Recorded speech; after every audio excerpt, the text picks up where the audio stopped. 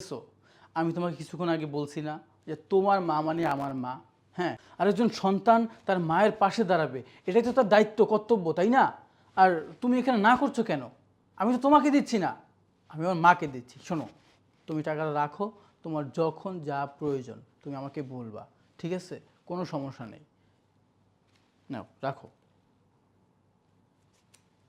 Sir, আমি যদি আপনার এই অফিসে সারা জীবনও কাজ করে যাই তাহলে আপনার ঋণ আমি কখনোই শোধ করতে পারবো না।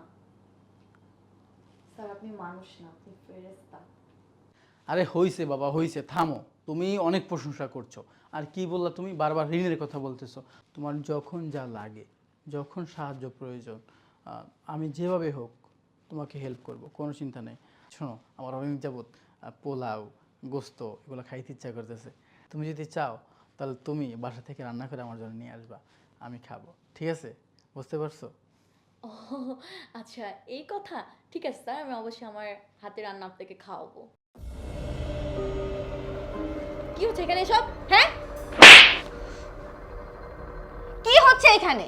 তুমি ওকে কি বলছো এসব? ওকে তুমি সবসময় হেল্প করবে, ও তুমি ওর বিপদে আপদে পাশে থাকবে, ওর যখন যা দরকার হবে ও তোমাকে বলবে। ও তোমাকে কেন বলবে? তুমি ওর কে হও? আর ওকে তুমি কি বলছিলে? ও তোমাকে রান্না করে খাওয়াবে, তোমার পোলাও মাংস খেতে ইচ্ছে করছে, তুমি আমাকে বলতে পারোনি?